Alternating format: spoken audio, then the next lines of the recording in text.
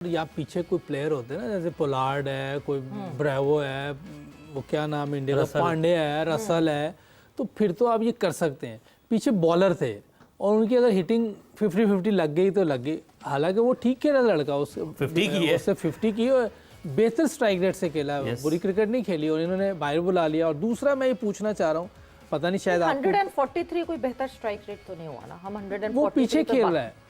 हाँ, वो पीछे ओपनर आता तो फिर मैं कहता, क्योंकि हम तो ओपनर पे भी आके कोई 100 पे खेल रहा है, कोई 70 पे खेल रहा है। कल लबुशैन पहली दफा ओपन की है, वो इतना अच्छे 2 छक्के मार दिए, उसे 2 चौके लगा दिए, मेरे 10 बॉलों पे 26 रन करके 260 के स्ट्राइक रेट से वो खेले, जो T20 के कहीं है ही नहीं। कोई ना लीग लेती उसको, ना उसका अपना। देखिए, जब आप टीम के लिए खेल रहे होते हैं ना, आपकी परफॉर्मेंस नजर आती है। तो वो ये लड़का एक तो यंग है, अंडर 19 है, इसका 143 मिडल में आके करना, ये भी मैं कह रहा हूँ कि बहुत अच्छा है। लेकिन जो चीज़ मैं कह रहा हूँ कि ये जो बुलाया है वो मेरे ख्याल गलत टाइम था, जो मुझे लगता है। वैसे तो ठीक है, सोचा अब्बास आफरीदी है, पिंच हिट कर दे, हसन अली कर देते हैं आखिर में आके, कुछ कर देते हैं, लेकिन 2 ओवर्स 8.5 ओवर जाए हुए, उनकी बॉलें तो जाए हुई हैं, वो दोनों एक चांस था, एक सेट खेल रहा है, शायद वो आपको ज्यादा रन्स कर देता। और दूसरा ये मैं पूछना चाह रहा हूँ कि ये डायरेक्टर ने बुलाया है, ये अलाउ है आईसीसी या पीसीबी की तरफ से कि कोई डायरेक्टर किसी को बाहर बुला सकता है? कोच बैठे हो या कैप्टन बुला सकता है? क्योंकि हमने देखा था जब रिजवान को बाहर बुलाया था, कैप्टन रोप पे चला गया, तो उसने कहा था बाहर आ जाए। बिल्कुल। तो इधर तो कैप्टन कोच कोई नहीं आया, डायरेक्टर आ गया। अब ये भी वैसे पता करना चाहिए कि ये इनको अलाउ है कि नहीं, लेकिन ये है कि वो लड़का ठीक खेला, मुझे जो लगता है। और वैसे उसको अपनी ऑफ साइड और स्ट्रॉन्ग करनी चाहिए, ठीक है, जो मैं बात कर रहा हूँ ना, उसको बॉलिंग कर रहा है कोई ऑफ साइड पे। तो ये सारी चीजें या तो ये खुद नहीं सुनते। ये सब कौन से हमारे प्लेयर्स हैं जिनकी ऑफ साइड स्ट्रॉन्ग है? वो तो देखना ही पड़ेगा। तो कोई नहीं, इसीलिए ना, मतलब से हम बोल रहे हैं, साल से हम रिजवान की बात करते हैं। नहीं, वो तो रिजवान को तो लगता है ऑफ साइड है ही नहीं। रिजवान तो बैट्समैन नहीं है ना, ये तो क्लियर बात है, वो बैट्समैन है, ओपनर है हमारा। अब किसी ने जिसने भेजा ना उसको पकड़ना है, उसका नॉलेज देखें क्या है। जिसने उसको ओपन कराई, जिसने इंटरनेशनल में करवाई है, उसका कोच का देखना पड़ेगा, उसका क्रिकेटिंग नॉलेज क्या है जिसने रिजवान को ओपन करवाई है। क्योंकि इतना नुकसान हुआ है इस चीज का, गलबन मिसबा थे ना उस वक्त, जो भी है, इतना नुकसान पाकिस्तान को कि आपको ओपनर्स नहीं मिल सके, ठीक है, जो ओपनर्स थे उनको मिडिल ऑर्डर जाके खेलना पड़ा, बिल्कुल, वो नुकसान हुआ। तो आपने मिडिल ऑर्डर्स को जब ओपनर बनाया, आपको ओपनर नहीं मिले। आपको जैसे ही देखे आपने जेन्युइन ओपनर ये क्या ना फरहान को कराया, उसकी परफॉर्मेंस नजर आ रही है। 9 तो 100 कर दिया उसने T20 थोड़े से मैचेस, क्योंकि जेन्युइन ओपनर है, वो नया बॉल खेलना आता है, उसको पता है मैंने कैसे हिटिंग करनी है, और मंझावा प्लेयर है क्योंकि डोमेस्टिक मुसलसल आपके पास। और देखे जो जेन्युइन ओपनर आएंगे वो आपको अच्छी क्रिकेट खेल के दिखाएंगे।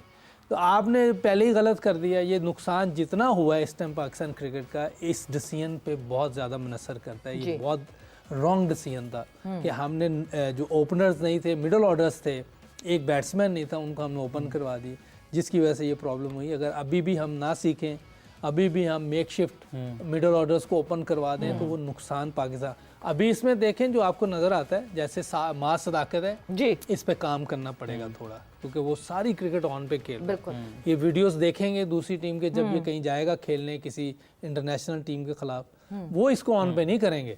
जैसे हमने ईशान किशन को सारी टांग पे कर दी जी, दूसरी टीमों ने देखा कि यार ये टांग पे खेला, उसको ऑफ स्टंप से बाहर की, थोड़ी सी उसको मुश्किल हुई है। बिल्कुल ऐसे। तो हमें, ये हमारे प्लेयर्स को भी लोग देख रहे हो, तो हमें चाहिए कि अपने प्लेयर्स को और प्लेयर्स को खुद भी देखना चाहिए कि भाई चारों तरफ क्रिकेट होती है, चारों तरफ रन है। ये तो हम गली मोहल्ले में जब खेलते थे ना, एक साइड का स्कोर होता था, बिल्कुल, ये वो वाली क्रिकेट खेल रहे होते हैं। दूसरी साइड घर होता था, घर होता था, उधर गया तो आउट है, उधर गया तो आउट है। तो हम एक साइड पे खेल रहे होते हैं। यही वाली प्रैक्टिस अभी तक चल रही है, मुझे लग रहा है ग्राउंड में जहाँ चारों तरफ है, वहाँ ये इस तरह क्रिकेट खेल। बट एनालिसिस हम कहते हैं कि जो एनालिस्ट होते हैं दूसरे टीम्स के, वो जल्दी क्या वीकनेसेस पकड़ लेते हैं हमारे प्लेयर्स की, और क्या हमारे एनालिस्ट पकड़ नहीं पाते वीकनेस, या फिर वो जब अपने हमारे प्लेयर्स को बताते हैं तो हमारे प्लेयर्स उसको अप्लाई नहीं कर पाते। बट एक चीज तो जिस तरह मैंने शुरू में भी खुशी का इजहार किया तौसीफ साहब, वो इजहार ये था कि हैदराबाद किंग्समैन आखिरकार जीत गई।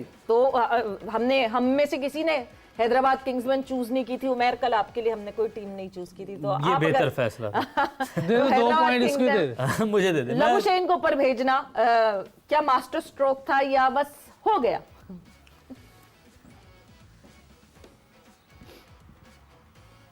मैं आज भी चूज नहीं करूंगा उसको। आज मैं चाहूंगा कि जो है ना उसी को कोयटा को ही मैं चूज करूंगा, उसको आज भी चूज नहीं करूंगा। ये इसमें कोई आईपीएल हैदराबाद इस्लामाबाद के साथ आज हैदराबाद इस्लामाबाद के साथ है, आपकी शर्ट देख के बता दिया था 12 करोड़ वो सॉरी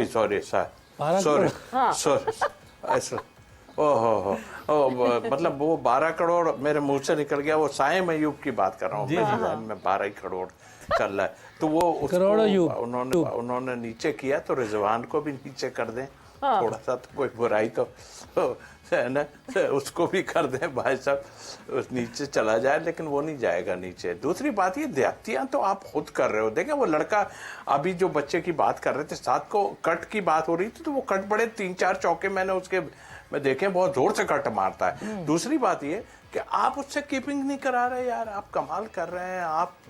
मतलब यहाँ आन के कौन सी चीज़ें इन्वॉल्व हो रही हैं। वो कीपर है, वो अंडर 19 का कीपर है, हमने देखा है 20-21 साल का हो गया कीपर है भाई वो, और उसको आप फील्डिंग करा रहे हो, फिर क्या कर रहे हो।